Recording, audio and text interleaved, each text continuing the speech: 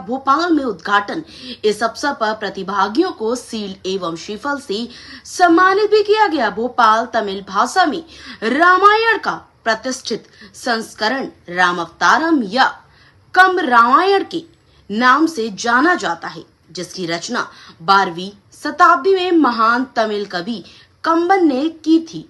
ये महाकाव्य वाल्मीकि रामायण पर आधारित होते हुए भी अपनी अनूठी शैली, भावनात्मक गहराई और काव्यात्मक सौंदर्य के लिए विशेष रूप से जाना जाता है। कंबन को कवि चक्रवर्ती यानी कवियों का सम्राट कहा जाता है। उन्होंने रामावतारम में एक मध्य मार्गी दृष्टिकोण अपनाया, जो एक ओर राम को एक किंवदंती के रूप में देखता है और दूसरी ओर उन्हें ईश्वर के रूप में पूजता है। यह काव्य लगभग 10,000 छंदों में रचित है और इसे 6 कांडों में विभाजित किया गया है। उल्लेखनीय है कि कंबन रामायण तुलसीदास की रामचरितमानस से लगभग 400 वर्ष पूर्व लिखी गई थी। भोपाल में कंबन कायगम संस्था की शुरुआत तमिल संस्कृति और साहित्य को मिलेगा नया मंच। भोपाल में कंबन कायगम संस्था का शुभारंभ एक भव्य समारोह के माध्यम से किया गया। इस संस्था का उद्देश्य तमिल साहित्य, विशेषकर कंबन द्वारा रचित रामावतारम की प्रसार और प्रचार को बढ़ावा देना है। इस अवसर पर मुख्य अतिथि के रूप में मध्य प्रदेश शासन के कैबिनेट मंत्री माननीय श्री विश्वास कैलाश सारंग उपस्थित रहे। उनके कर कमलों द्वारा इस संस्था का औपचारिक उद्घाटन हुआ। समारोह में दिल्ली तमिल संगम सहित कई प्रतिष्ठित गणमान्य अतिथि शामिल हुई, जिनमें Shri Mukundan, Shri Shiv Kumar, Shri KV K Perumal, Shri Rajesh, Shri KVS Rajan, Shri CP Kannan, Shri Chandrasekhar, Shri PG Raju, doctor Sreedharan, Shri M Ravi, doctor Suresh Kumar, doctor Jeevanandam, Shri Bhaskaran, Shri Swami Vel, Shri V Kumar आदि उपस्थित रहे। यह संस्था आने वाले समय में तमिल भाषा और संस्कृति के विकास के एक प्रेरक शक्ति के रूप में कार्य करेगी। सभी माताएं, बहनें, भाइयों और साथियों, बहुत प्रसन्नता की बात है कि आज भोपाल कंबन संगम का यहाँ पर इनॉग्रेशन हुआ है। मैं बहुत आप सबको बधाई देता हूँ। यही हमारी सनातन की सबसे बड़ी खूबसूरती है। भाषा कोई भी हो, भाव एक। राम कश्मीर से लेकर कन्याकुमारी, अटक से लेकर कटक और पूरी दुनिया में हम सबके भगवान हैं। कवि कंबन जी ने आपकी भाषा में रामायण जी लिखी है और जैसा मैंने कहा कि हो सकता है हिंदुस्तान में बोलियां अलग अलग हो, भाषाएं अलग अलग हो, पर भाव हमारा सबका एक है और यही हमारे सनातन की सबसे बड़ी खूबसूरती है। और इस मंच से मुझे ये कहते हुए कहीं संकोच नहीं, यदि हिंदू परंपरा, सनातन दर्शन को और खासकर मंदिरों की परंपराओं को यदि अक्षुण्ण रखा है, जो कि पुराने जमाने से आज तक वैसा का वैसा ही है, तो वो केवल और केवल दक्षिण में ही देखने को मिलता है। दक्षिण के राज्यों में, चाहे वो तमिलनाडु हो, चाहे वो केरल हो या तेलंगाना हो, आंध्र प्रदेश हो, कर्नाटक हो, हिंदू परंपराएं, हिंदू दर्शन, सनातन का दर्शन और खासकर मंदिरों की परंपराएं आज तक यदि हमें सही देखने को मिलती है तो वो साउथ में ही देखने को मिलती है। हम सब मिलकर इसी तरह सनातन को आगे बढ़ाते रहे। पूरी दुनिया को यदि सही दिशा दिखानी है तो वो केवल सनातन दर्शन के माध्यम से ही संभव है। राम का चरित्र केवल इस लोक में विष्णु भगवान के अवतार का चरित्र नहीं है। राम ने मनुष्य को कैसे जीना है ये सिखाया है।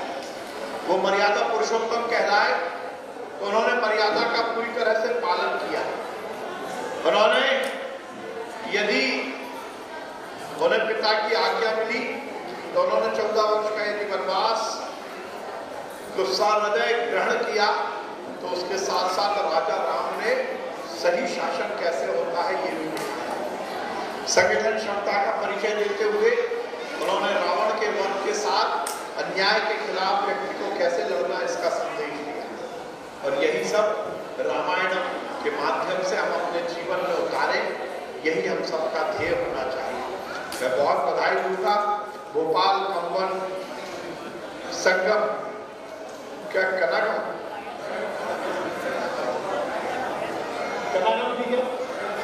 कनागम के इनाग्रल फंक्शन में आपने मुझे यहाँ बुलाया, उसके लिए आप सबका मैं बहुत धन्यवाद देता हूँ। और मैं तो सोचता था कि कुछ फूड भी मिलेगा, रसम और सांभर और चावल जो होता है, चलिए तो अगली बार वो भी ग्रहण करेंगे। और इस अच्छे कार्यक्रम की मैं आप सबको बहुत बधाई देता हूँ। हिंदुस्तान की खूबसूरती यही है कि हम हजारों किलोमीटर दूर रहकर के अपनी परंपराएं, अपनी संस्कृति को सहेज कर रहे हैं, और यही मैं यहाँ के हमारे सभी रहवासियों को, आपके समाज के लोगों को बधाई देता हूँ कि हो सकता है आप अपने प्रांत से हजारों किलोमीटर दूर हो, पर आपने अपनी परंपराओं को, अपनी संस्कृति को आत्मसात कर रखा है, यही सबसे महत्वपूर्ण है। आप सबको इस आयोजन की बधाई देता हूँ। भगवान राम की कृपा, उनकी अनुकंपा हम सबको मिलती रहे। हम सबका सपना भी साकार हुआ है, और इस मंच से मैं इस देश के यशस्वी प्रधानमंत्री नरेंद्र मोदी जी को बहुत धन्यवाद भी देना चाहता हूँ कि 500 साल की राह देखने के बाद ये सौभाग्य हमें मिला कि अयोध्या, जहाँ हमारे राम का जन्म हुआ था, वहाँ भव्य मंदिर बनकर तैयार हो गया। ये हम सबके लिए बहुत हम सब इसी तरह राम के उनके को आत्मसात करते हुए वो जीवन जिए, इसी आशा और विश्वास के साथ आप सबको बहुत बहुत बधाई।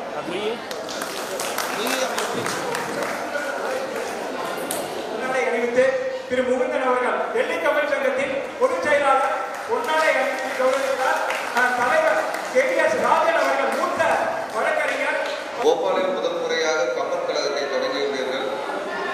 ஆனால் எத்தியோப்பியாவில் இருந்து வந்த ராஜேஷ்க்கும் கம்பனுக்கும் என்ன தொடர்பு, என்ன தொடக்க உரை பேசுறது அப்படின்னு யோசிச்சுட்டே இருந்தேன். கம்பன் வீட்டு கட்டுத்தறியும் கவிப்பாடும், அப்போ கட்டுத்தறியை கவிப்பாடும் போது நம்ம கம்பனை பற்றி எதுனாலும் பேசலாம். ரெண்டாவது வடிவேல் பாய் சொன்னா அப்பாடா முதல்ல பேச விட்டாங்க. கடைசியாக பேசுறதுன்னா நிச்சயமா வந்துட்டு எல்லா ஒரு சான்றோர்கள் இருக்க ஒரு மேடையில் வந்துட்டு நம்ம ஒரு தமிழ் தற்கொலை மாதிரி பேசுவோமேன்னு ஒரு பயத்தில் இருந்தேன். ஒரு தொடக்க உரையை பேச வைத்ததுக்கு ரொம்ப நன்றி. பாரதியார் கூறியது போல் யாமறிந்த மொழிகளிலே இனிதாவது தமிழ் மொழி போல் வேறேதும் கண்டேன் அப்படின்னு பாரதியார் சொல்ற மாதிரி, அப்படி உனக்கு என்ன வேற என்ன மொழி தெரியும் தமிழை தவிர அப்படின்னு கேட்டீங்கன்னா, எத்தியோப்பியாவில் அமாரிக் அப்படின்ற ஒரு மொழி, அந்த மொழியை வந்துட்டு இயேசுநாதர் பேசினார் அப்படின்றது ஒரு வரலாறு. அப்போ கம்பனுக்கும் இந்திய தமிழுக்கும் எத்தியோப்பியாவுக்கும் என்ன சம்பந்தம் அப்படின்னு பார்த்தீங்கன்னா, கம்பன் வந்துட்டு கம்பராமாயணம் மட்டும் எழுதலை, அது இல்லாமல் சரஸ்வதி அந்தாதி, அதுக்கப்புறம் ஒரு 7 விதமான ஒர்க், அதாவது போயம் எழுதியிருக்காரு, புக்ஸ் எழுதியிருக்காரு, 7 விதமான புக்ஸ் எழுதியிருக்காரு. அதில் கம்பன் கழகம் பார்த்தீங்கன்னா முக்கியமாக வந்துட்டு ராமாயணத்தை மட்டுமே ஃபோக்கஸ் பண்ணி எல்லா நாடுகளிலும் எல்லா ஊர்களிலும் அந்த ராமாயணத்தை மட்டுமே ஃபோக்கஸ் பண்ணி எழுதுறாங்க. அப்படி ராமாயணத்தை பற்றி எழுதும் பொழுது கம்பனை பற்றி சொல்லணும்னா, அவரை வந்து ஒரு கவி சக்கரவர்த்தி என்பதை என்று கூறுவதை விட ஒரு தமிழ் இனத்தின் மெழுகுவர்த்தி, அதாவது தமிழ் இனத்தின் மெழுகுவர்த்தி அப்படின்னா என்னன்னா, தமிழை உங்களுக்கு உலகம் ஃபுல்லாக வந்துட்டு அந்த ஒரு ராமாயணத்தை ஒரு நல்ல முறையில் சொல்லணும், இல்லை ஒரு என்ன மாதிரி ஒரு இந்த காலத்து பசங்களுக்கும் புரிகிற மாதிரி அந்த காலத்துல எழுதியிருக்காரு. ஜீன்ஸ் படம் பார்த்துருக்கீங்களா? கொஞ்சம் அமைதியாக இருந்தால் நல்லா இருக்கும். நிறைய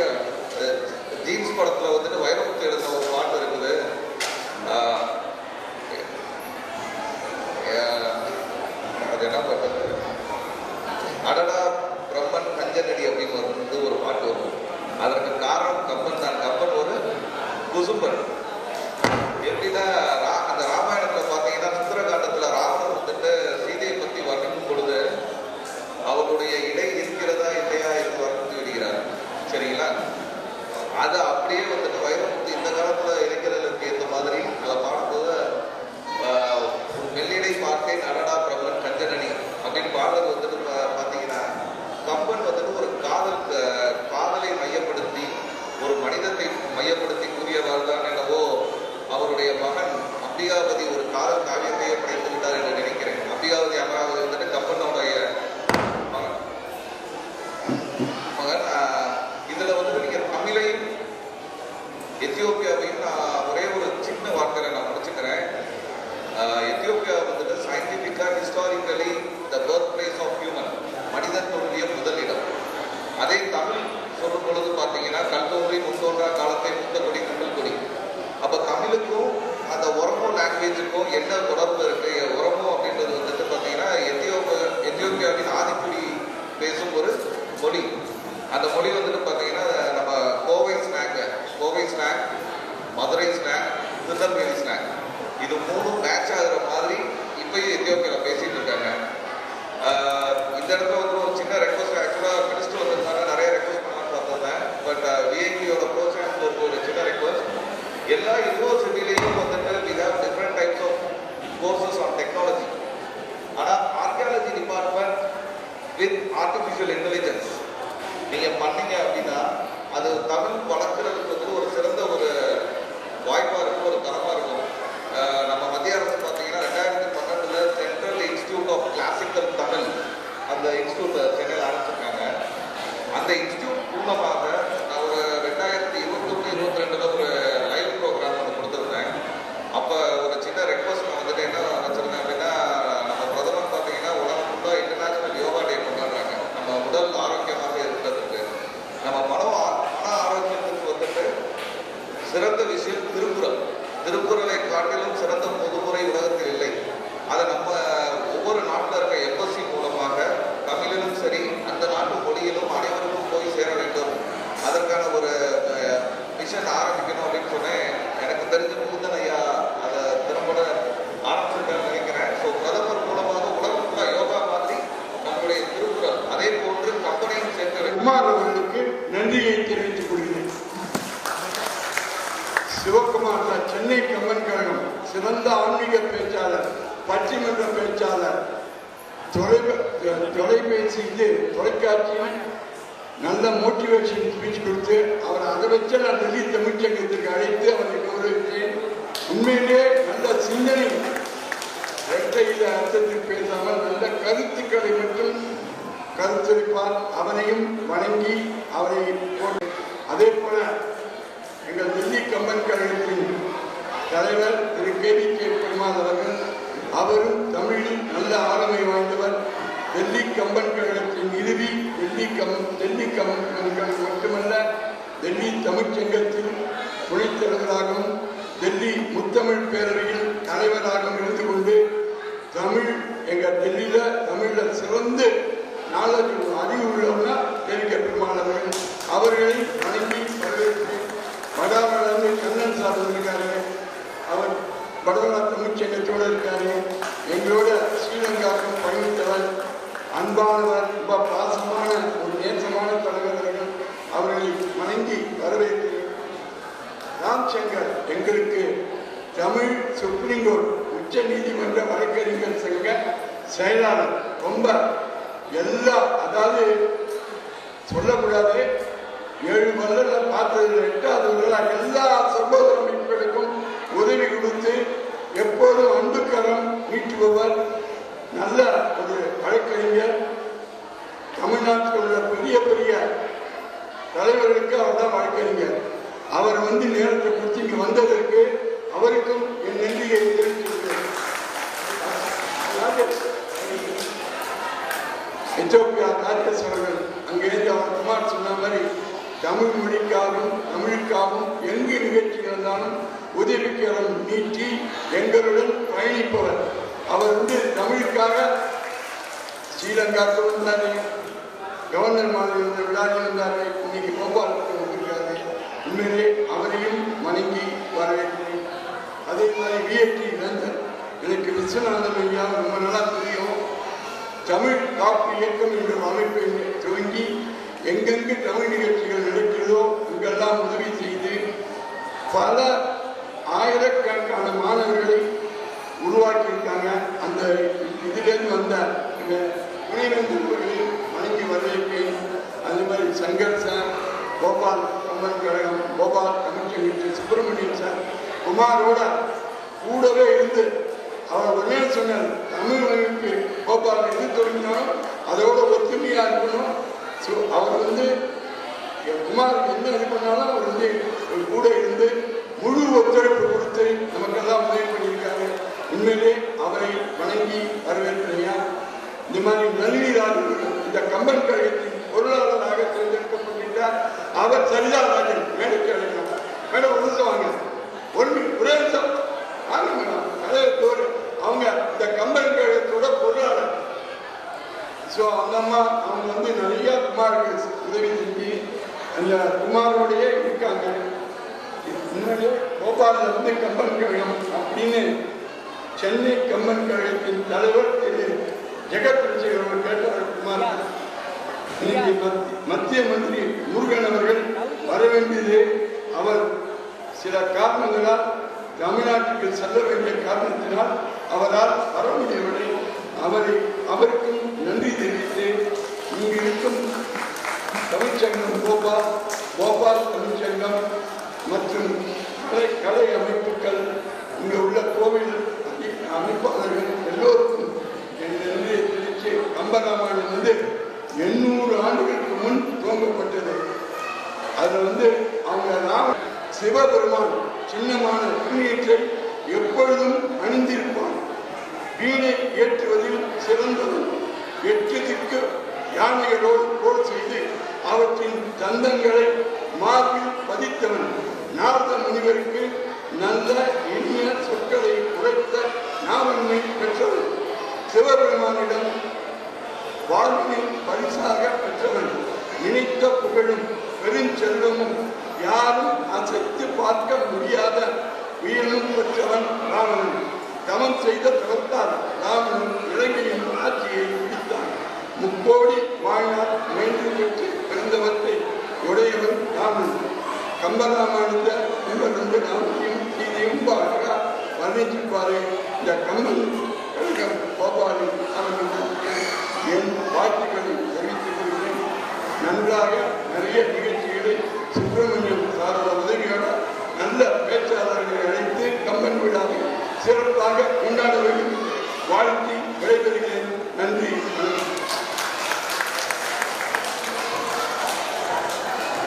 கட்டிடத்தின் மேலே அழகாக கிஷ்கிந்தா காலம் நடத்தி கொண்டிருக்கும் அன்பு பிள்ளைகளே, இந்த கேம்பஸ் ரொம்ப பெருசு, வெளியே நீங்கள் விளையாடலாம். ஸோ அன்பார்ந்த பெற்றோர்களை மேலே விளையாட்டு சிறு பிள்ளைகளை வெளியே எடுத்துட்டு போகிற மாதிரி நான் கேட்கிறேன். அனுமனுக்கு சொல்லி செல்ல வேண்டும் பேரு, நாங்கள் சொல்லி நீங்கள் செல்லாமல் இருக்க வேண்டும். இங்கே உட்கார்ந்து எல்லாத்தையும் அருமையாக கேட்கணும். Doctor KV. சௌந்தரராஜன் ஆழ்ந்த அறிவாளி, மூத்த உச்ச நீதிமன்ற அட்வொகேட், சொல்லாலேயே எதிரையும் சொக்க வைப்பவர். சமீபத்தில்